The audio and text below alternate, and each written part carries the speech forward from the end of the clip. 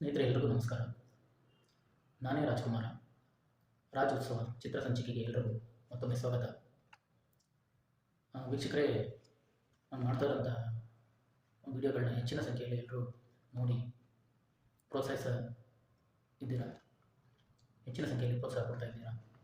ನಿಮ್ಮೆಲ್ಲರಿಗೂ ನಾನು ಮತ್ತೊಮ್ಮೆ ಚಿರಋಣಿಯಾಗಿರ್ತೀನಿ. ನನ್ನ ಉದ್ದೇಶ ಏನಪ್ಪ ಅಂತಂತಂದರೆ, ಇಂದಿನ ಪೀಳಿಗೆಗೂ ಮುಂದಿನ ಪೀಳಿಗೆಗೂ ನಮ್ಮ ಒಂದು ಇತಿಹಾಸದ ವಿಷಯಗಳು ತಿಳಿಸುವಂತಹ ಒಂದು ಉದ್ದೇಶ. ಬರೀ ಆ ಪೀಳಿಗೆಗೆ ಮಾತ್ರನೇ ಆ ಒಂದು ವಿಷಯಗಳು ನಿಂತು ಹೋಗಬಾರ್ದು, ಮುಂದುವರಿಬೇಕು, ತಿಳ್ಕೋಬೇಕು ಮುಂದಿನ ಪೀಳಿಗೆಗಳು ಅನ್ನೋದು ಒಂದು ನನ್ನ ಉದ್ದೇಶ. ನನ್ನ ಕೈಲಾದ ಮಟ್ಟಿಗೆ ಅದರ ಕಡೆ ನಾನು ಗಮನ ಹರಿಸಿ ವಿಡಿಯೋಗಳನ್ನ ಮಾಡ್ತೀನಿ. ಹಾಗೆ ವೀಕ್ಷಕರ, ಇವತ್ತು ಡಾಕ್ಟರ್ ರಾಜ್ಕುಮಾರ್ ಅವರ ನಟನೆಯ ಒಂದು ಸಾಂಸಾರಿಕ ಚಿತ್ರದ ಬಗ್ಗೆ ಮಾಹಿತಿ ಹಂಚಿಕೊಳ್ಳೋಕ್ಕೆ ಇಷ್ಟಪಡ್ತೀನಿ. 1971ರಲ್ಲಿ ಬಿಡುಗಡೆಗೊಂಡಂತಹ ಅಣ್ಣವರ ನಾಯಕ ನಟನೆಯ 131ನೇ ಕನ್ನಡ ಚಿತ್ರ ಯಾವುದಪ್ಪ ಚಿತ್ರ ಅಂತಂತಂದರೆ ನಮ್ಮ ಸಂಸಾರ ಅನ್ನೋ ಹೆಸರಿನ ಒಂದು ಚಿತ್ರ ಅದು. ಈ ಚಿತ್ರದ ಬಗ್ಗೆ ಕೆಲವು ಮಾಹಿತಿಗಳನ್ನ ನಿಮ್ಮೊಂದಿಗೆ ಇವತ್ತು ಹಂಚಿಕೊಡ್ತಿದ್ದೀನಿ. ಸ್ನೇಹಿತರೆ, ಕನ್ನಡ ಚಿತ್ರರಂಗವನ್ನು ಉಳಿಸಿ ಬೆಳೆಸಿದವರು ಅನೇಕರಿದ್ದಾರೆ. ಉದಾಹರಣೆಗೆ ನಮ್ಮ ಸತಿ ಸುಲೋಚನಾ ಚಿತ್ರದ ನಾಯಕರಾದಂತಹ ಮೊದಲ ವಾಕಿ ಚಿತ್ರ ಅಂತ ಹೆಸರಿಸಲ್ಪಟ್ಟಂತಹ ಚಿತ್ರ ಸುಬ್ಬಯ್ಯ ನಾಯ್ಡು ಅವರು ಕೂಡ ಪ್ರಧಾನರು. ಹಾಗೆ ಆ ಚಿತ್ರದಲ್ಲಿ ಒಂದು ಪಾತ್ರದಲ್ಲಿ ನಟಿಸಿದಂತಹ ಮೇರು ನಟರಾದಂತಹ ಆರ್ ನಾಗೇಂದ್ರ ನಾಯ್ಡು ಮುಂದೆ ಅವರು ಹಲವಾರು ಚಿತ್ರಗಳನ್ನು ನಿರ್ದೇಶನ ಮಾಡಿ ನಿರ್ಮಾಪಕರಾಗಿಯೂ ಕೂಡ ಗುರುತಿಸಿಕೊಂಡು ಉತ್ತಮ ನಟರಾಗಿಯೂ ಕನ್ನಡ ಚಿತ್ರರಂಗದಲ್ಲಿ ಸೇವೆ ಸಲ್ಲಿಸ್ತಾರೆ. ಹಾಗೆ ಜಿ ವಿ ಅಯ್ಯರ್ ಅವರು ಕೂಡ ಸಾಹಿತ್ಯಕಾರರು, ನಟರು, ನಿರ್ದೇಶಕರು ಕೂಡ ಒಂದು ನಿರ್ಮಾಪಕರು ಕೂಡ. ಇನ್ನು ನಿರ್ದೇಶನದ ವಿಚಾರಕ್ಕೆ ಬಂದರೆ ಕೆ.ವಿ. ಸಿ ಠಾಕೂರ್ ಅವರು ಹಲವಾರು ಅಣ್ಣವರ ಚಿತ್ರಗಳನ್ನ ನಿರ್ದೇಶನ ಮಾಡಿರ್ತಾರೆ. ಹಾಗೆ ಬಿ ಆರ್ ಪಂತಲು ಅವರು ಕೂಡ, ಅವರ ಪತ್ನಿಯಾದಂತಹ ಎಂ ಎ ರಾಜಮ್ಮ ಕೂಡ ಸೇವೆ ಸಲ್ಲಿಸಿದ್ದಾರೆ ಒಂದು ಕನ್ನಡ ಚಲನಚಿತ್ರಕ್ಕೆ ವಿಭಾಗಕ್ಕೆ. ಹಾಗೆ ಇನ್ನು ಉಳಿದ ನಟರಾದಂತಹ ಉದಯ್ ಕುಮಾರ್, ಕಲ್ಯಾಣ್ ಕುಮಾರ್ ಇವರು ಕೂಡ ಉತ್ತಮ ಸೇವೆಯನ್ನು ಒಂದು ಏನು ಹೇಳ್ತಾರೆ ಶುರುವಿನ ದಿನಗಳಲ್ಲಿ ಒಂದು ಸೇವೆಯನ್ನು ಮಾಡ್ಕೊಂಡು ಬರ್ತಾ ಇದ್ದಾರೆ.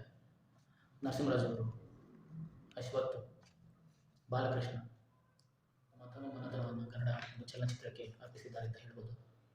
ಹಾಗೆ ನಟಿಯರಾದಂತಹ ಪಂಡರಿಬಾಯಿ ಅವರು, ಹಾಗೆ ಮೈನಾವತಿ, ಲೀಲಾವತಿ, ಆದವಾನಿ ಲಕ್ಷ್ಮೀದೇವಿ, ರಮಾದೇವಿ, ಇನ್ನೂ ಅನೇಕ ಕಲಾವಿದರು ಅಂದಿನ ಕಾಲದಲ್ಲಿ ನಟನೆಯನ್ನು ಮಾಡಿ ಜನಮನ್ನಣ ಗಳಿಸಿ ಚಿತ್ರರಂಗವನ್ನು ಉನ್ನತ ಸ್ಥಾನಕ್ಕೆ ತಂದಿದ್ದಾರೆ.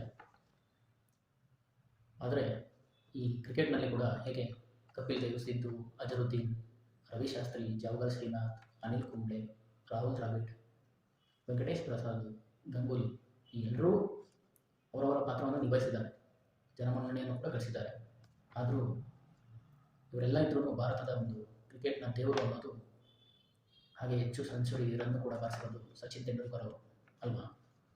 ಹಾಗೆ ಕನ್ನಡ ಚಿತ್ರರಂಗಕ್ಕೆ ಅಣ್ಣವರು ಇವರೆಲ್ಲರಿಗಿಂತ ಸ್ವಲ್ಪ ಹೆಚ್ಚಿನ ಕೊಡುಗೆಯನ್ನು ಕೂಡ ನೀಡಿದ್ದಾರೆ ಅಂತ ಹೇಳಕ್ಕೆ ಇಷ್ಟಪಡ್ತೀನಿ. ಹಾಗೆ ಅವರು ದೇವರು ಇದ್ದಾಗೆ ಕೂಡ ಕನ್ನಡ ಒಂದು ಚಿತ್ರರಂಗಕ್ಕೆ, god of Kannada film industry ಅಂತಲೂ ಹೇಳ್ಬೋದು. ದಯವಿಟ್ಟು ಯಾರು ಅಪಾರ್ಥ ಮಾಡ್ಕೋಬೇಡಿ. ಹಾಗೆ ಇನ್ನು ಚಲನಚಿತ್ರದ ವಿಷಯ ಬರೋಣ. ನಮ್ಮ ಸಂಸಾರ ಚಿತ್ರದ ಒಂದು ತಾಂತ್ರಿಕ ವರ್ಗಕ್ಕೆ ಬರೋದಾದರೆ, ಈ ಚಿತ್ರದ ಒಂದು ನಿರ್ದೇಶನದ ಜವಾಬ್ದಾರಿಯನ್ನು ಸಿದ್ದಲಿಂಗಯ್ಯನವರು ನಿರ್ವಹಿಸಿದ್ದಾರೆ. ಇದು ಅವರ ನಿರ್ದೇಶನದ ಅಣ್ಣವರ ನಾಯಕತ್ವದಲ್ಲಿ 3ನೇ ಚಿತ್ರ ಆಗಿರುತ್ತೆ. ಇದಕ್ಕೂ ಮುಂಚೆ 2 ಚಿತ್ರಗಳನ್ನ ಅವರು ನಿರ್ದೇಶನ ಮಾಡಿರ್ತಾರೆ. ಇವ್ರ ಬಗ್ಗೆ ನಿಮಗೆಲ್ಲ ಆಲ್ಮೋಸ್ಟ್ ತಿಳಿದಿರುತ್ತೆ ಅಂತ ಅಂದ್ಕೊಳ್ತೀನಿ. ಇನ್ನು 1969ರಲ್ಲಿ ಮೇಯರ್ ಮುತ್ತಣ್ಣ ಚಿತ್ರದ ಮೂಲಕ ಸ್ವತಂತ್ರ ನಿರ್ದೇಶಕರಾಗಿ ಪದಾರ್ಪಣೆ ಮಾಡಿರ್ತಾರೆ ಇವರು. ತದನಂತರ ಸುಮಾರು 23 ಚಿತ್ರಗಳನ್ನ ಇವರು ನಿರ್ದೇಶನ ಮಾಡಿರ್ತಾರೆ ಕನ್ನಡದಲ್ಲಿ. ಹಾಗೆ ಚಿತ್ರದ ನಿರ್ಮಾಣವನ್ನು ಶ್ರೀಕಾಂತ್ ಮೆಹ್ತಾ ಅವರು ಮಾಡಿದ್ದಾರೆ. ಇನ್ನು ಛಾಯಾಗ್ರಹಣವನ್ನು ಕೂಡ ಶ್ರೀಕಾಂತ್ ಅವರು ಮಾಡಿದ್ದಾರೆ. ಇನ್ನು ಚಿತ್ರದ ಒಂದು ತಾರಾಬಳಗಕ್ಕೆ ಬರೋಣ. ನಾಯಕರಾಗಿ ಡಾಕ್ಟರ್ ರಾಜ್ಕುಮಾರ್ ಅವರು ತಮ್ಮ ಅಭಿನಯವನ್ನು ಕೂಡ ನೀಡಿದ್ದಾರೆ. ಹಾಗೆ ಅವರಿಗೆ ನಾಯಕಿಯಾಗಿ ಜೊತೆಯಾದವರು ಭಾರತೀಯವರು ಇದ್ದಾರೆ. ಒಂದು ಹಿಟ್ ಪೇರ್ ಅಂತ ಎಲ್ಲರಿಗೂ ತಿಳಿದೇ ಇದೆ. ಹಾಗೆ ರಾಜಶೇಖರ್ ಅವರು ಕೂಡ ಒಂದು ಪ್ರಮುಖ ಪಾತ್ರದಲ್ಲಿ ಚಿತ್ರದಲ್ಲಿ ನಟಿಸಿದ್ದಾರೆ. ಇನ್ನುಳಿದಂತೆ ಬಿ ವಿ ರಾಧಾ, ಲಕ್ಷ್ಮೀದೇವಿ, ಬಾಲಕೃಷ್ಣ, ದಿನೇಶ್, ಪಾಪಮ್ಮ ಮುಂತಾದ ಕಲಾವಿದರು ಕೂಡ ಈ ಚಿತ್ರದಲ್ಲಿ ನಟಿಸಿದ್ದಾರೆ. ಇನ್ನು ಚಿತ್ರದ ಒಂದು ಉಸಿರು ಅಂದರೆ ಜೀವ ಸಂಗೀತ. ಈ ಸಂಗೀತದ ಒಂದು ಜವಾಬ್ದಾರಿಯನ್ನು ಎಂ ರಂಗರಾವ್ ಅವರು ಉತ್ತಮವಾಗಿ ಕಟ್ಟಿಕೊಟ್ಟಿದ್ದಾರೆ. ಉತ್ತಮ ಸಂಗೀತವನ್ನು ಈ ಚಿತ್ರಕ್ಕೆ ನೀಡಿರುತ್ತಾರೆ. ತದನಂತರ ಈ ಚಿತ್ರಕ್ಕೆ ಸಾಹಿತ್ಯ ಹಾಗೂ ಹಾಡುಗಳನ್ನ ಚಿ ಉದಯಶಂಕರ್ ಹಾಗೂ ಆರ್ ಎನ್ ಜಯಗೋಪಾಲ್ ಅವರು ಸೇರಿ ಬರೆದಿರ್ತಾರೆ. ಇನ್ನು ನಮ್ಮ ಆಸ್ಥಾನದ ಕಲಾವಿದರು ಅಂದರೆ ಆಸ್ಥಾನದ ಒಂದು ಗಾಯಕರಾದಂತಹ ಪಿ ಬಿ ಶ್ರೀನಿವಾಸ್ ಅವರು ಕೂಡ ಈ ಚಿತ್ರದಲ್ಲಿ 3 ಹಾಡುಗಳನ್ನ ಹಾಡಿದ್ದಾರೆ.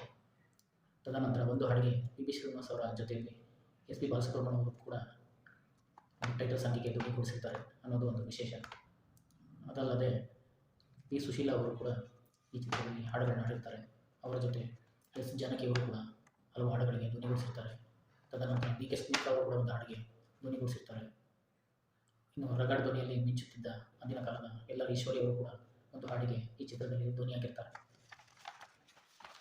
ಸ್ನೇಹಿತರೆ, ಇನ್ನು ಅಂತಿಮ ಘಟ್ಟಕ್ಕೆ ಬರೋದಾದರೆ ಈ ಚಿತ್ರದ ಹಾಡುಗಳ ಬಗ್ಗೆ ನಿಮಗೆ ತಿಳಿಸೋಕ್ಕೆ ಇಷ್ಟಪಡ್ತೀನಿ. ಒಂದು ಟೈಟಲ್ ಟ್ರ್ಯಾಕ್ ಆದಂತಹ ನಮ್ಮ ಸಂಸಾರ ಆನಂದ ಸಾಗರ, ಆ ದೈವ ತಂದ ವರದಿಂದ ಬಾಳೆ ಬಂಗಾರ ಅನ್ನೋ ಹಾಡು ಕೂಡ ಅತ್ಯುತ್ತಮವಾಗಿ ಮೂಡಿಬಂದಿರುತ್ತೆ. ಈ ಹಾಡಿಗೆ ಪಿ ಬಿ ಶ್ರೀನಿವಾಸು ಹಾಗೆ ಪಿ ಸುಶೀಲಾ ಅವರು ಮತ್ತು ಎಸ್ ಪಿ ಬಾಲಸುಬ್ರಹ್ಮಣ್ಯ ಅವರು ಕೂಡ ಧ್ವನಿ ನೀಡಿರ್ತಾರೆ. ತದನಂತರ ಇನ್ನೊಂದು ಹಾಡು, ಹೆಣ್ಣು ಎಂದರೆ ಹೀಗಿರಬೇಕು, ಹಣೆಯಲ್ಲಿ ಕುಂಕುಮ ನಗುತ್ತಿರಬೇಕು, ಹೆಣ್ಣು ಎಂದರೆ ಹೀಗಿರಬೇಕು. ಈ ಹಾಡು ಕೂಡ ರಾಜ್ಕುಮಾರ್ ಹಾಗೂ ಭಾರತಿಯವರ ಒಂದು ಜೋಡಿಯಲ್ಲಿ ಮೂಡಿಬಂದಿದೆ. ಪಿ ಬಿ ಶ್ರೀನಿವಾಸ್ ಅವರು ಅದ್ಭುತವಾಗಿ ಹಾಡನ್ನು ಕಟ್ಕೊಟ್ಟಿರ್ತಾರೆ. ಇನ್ನು 3ನೇ ಹಾಡು, ಓ ಮೈ ಡಾರ್ಲಿಂಗ್ ಅಂತ ಒಂದು ಹಾಡಿದೆ. ಆ ಹಾಡು ಒಂದು ಎಲ್ಲ ಈಶ್ವರಿಯವರ ಧ್ವನಿಯಲ್ಲಿ ಮೂಡಿಬಂದಿರುತ್ತೆ. ಒಟ್ಟಿನಲ್ಲಿ ಈ ಚಿತ್ರ ಒಂದು ಸುಂದರ ಕೌಟುಂಬಿಕ ಕಥಾ ಹಂದರದ ಚಿತ್ರ ಅಂತ ಹೇಳ್ಬೋದು.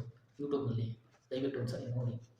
ಹಾಗೆ ಪವರ್ ಡ್ರೀಮ್ಸ್ ಕನ್ನಡ ಯೂಟ್ಯೂಬ್ ಚಾನಲ್ನ ಎಲ್ಲ ವಿಡಿಯೋಗಳನ್ನ ಹೆಚ್ಚಿನ ಸಂಖ್ಯೆಯಲ್ಲಿ ನೋಡಿ ಸಬ್ಸ್ಕ್ರೈಬ್ ಮಾಡಿಕೊಳ್ಳಿ, ಹರಸಿ, ಆಶೀರ್ವದಿಸಿ. ಇನ್ನೂ ಹೆಚ್ಚಿನ ವಿಷಯಗಳನ್ನ ನಾನು ಹೀಗೆ ಹಂಚ್ಕೊತಾ ಇರ್ತೀನಿ. ನಮಸ್ಕಾರ.